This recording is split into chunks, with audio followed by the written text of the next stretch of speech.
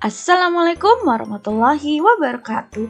Halo semua anak-anak, apa kabar? Semoga kalian selalu dalam keadaan sehat walafiat serta selalu dilindungi Allah Subhanahu wa taala.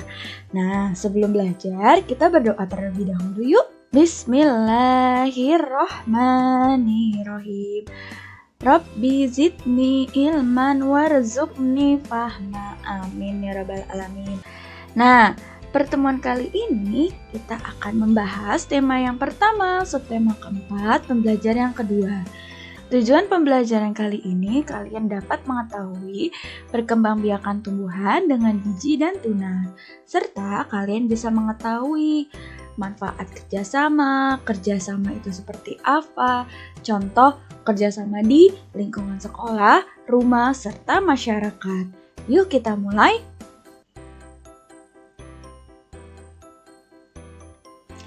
Perkembangan dan pertumbuhan tumbuhan.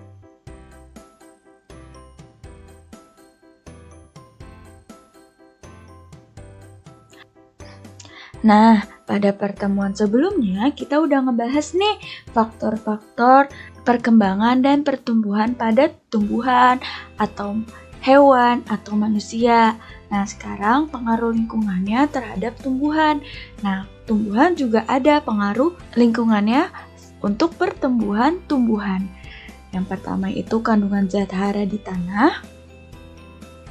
Yang kedua, cahaya matahari. Yang ketiga itu air. Nah, kalau kandungan zat hara di tanah, berarti airnya ada di dalam tanah. Lalu matahari, serta air.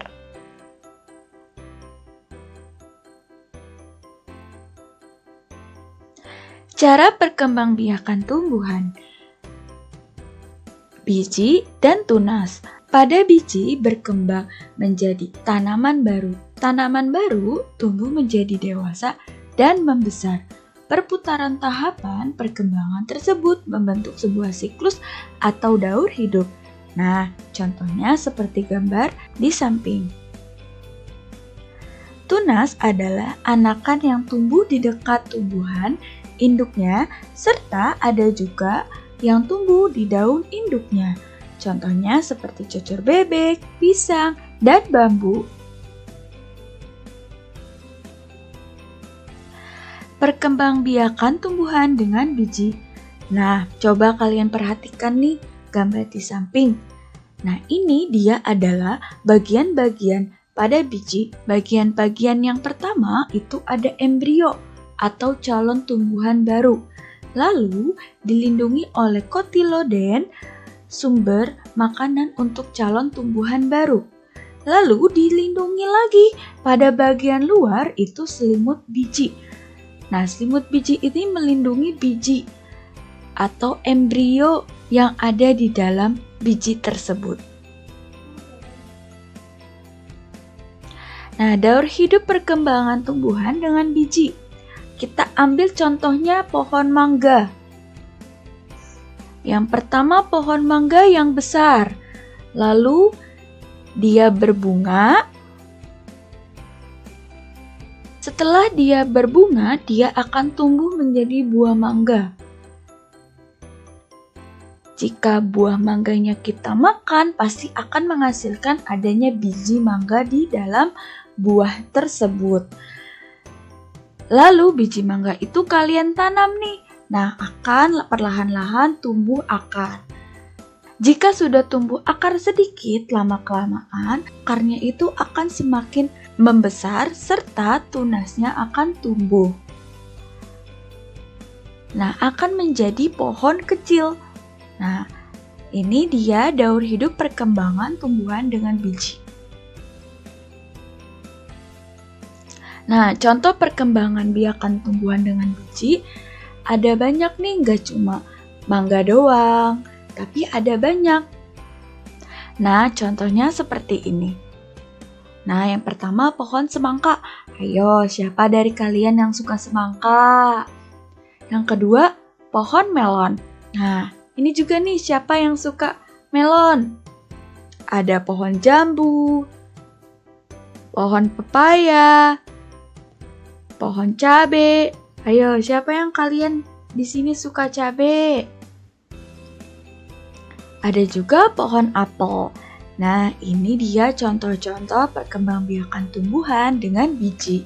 Masih banyak lagi contoh-contoh perkembangbiakan tumbuhan dengan biji. Nah, sekarang kita ke contoh perkembangbiakan tumbuhan dengan tunas. Yang pertama itu ada pisang atau pohon pisang. Biasanya kalian sering kan menemukan pohon pisang. Yang kedua itu bambu. Yang ketiga itu tebu. Untuk bambu, tebu, dan pisang, tunasnya itu tumbuh di dekat induknya. Namun, untuk cocor bebek, tunasnya itu akan tumbuh pada bagian daunnya. Jadi, perbedaan perkembangbiakan tumbuhan dengan tunas dibedakan. Ada yang tumbuh di dekat induknya, ada yang tumbuh di daun induknya.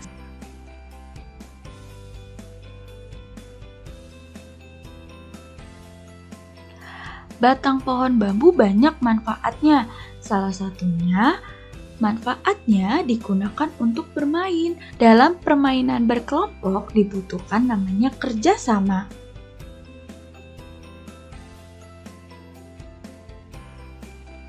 Nah, kita akan masuk ke kerjasama. Manusia adalah makhluk sosial. Manusia membutuhkan manusia lainnya. Untuk itu, manusia melakukan kerjasama guna memenuhi kebutuhan hidupnya. Nah, berarti kita sebagai manusia itu membutuhkan manusia lainnya. Makanya kita perlu kerjasama. Apa sih kerjasama itu? Kerjasama adalah kegiatan yang dilakukan beberapa orang untuk mencapai tujuan bersama. Nah, kerjasama ini termasuk pengamalan Pancasila ketiga.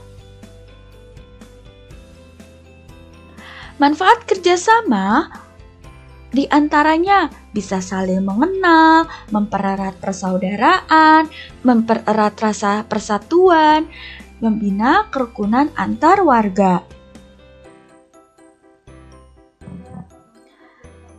Nah, kita ambil contoh kerjasama di rumah.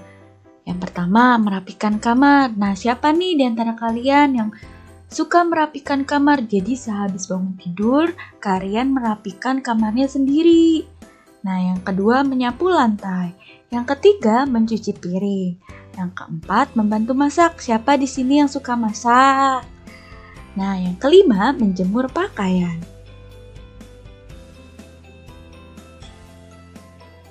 Nah, sekarang contoh kerjasama di sekolah.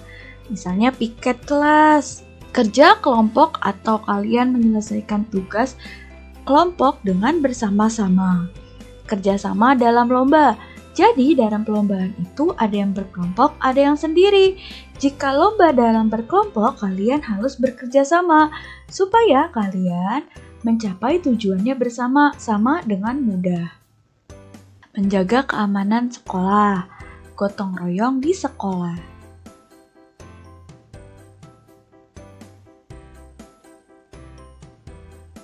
Nah, sekarang contoh kerjasama di lingkungan masyarakat.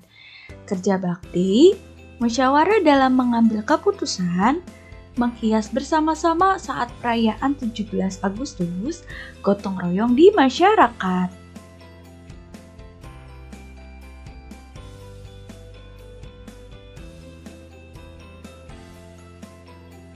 Nah, akibat jika tidak terciptanya kerjasama apa ya? Kan kerjasama itu kita bisa mempererat silaturahmi, saling mengenal, atau mempermudah pekerjaan menjadi lebih ringan. Kalau kita tidak kerjasama, apa akan terciptanya? Menimbulkan perpecahan, komunikasi tidak berjalan dengan baik. Pekerjaan jadi lama selesainya, yang harusnya cepat diselesaikan jadi lama. Menimbulkan kesalahpahaman. Tidak terjalin hubungan sosial. Nah, ini akibat dari kalau misalnya kita tidak kerjasama.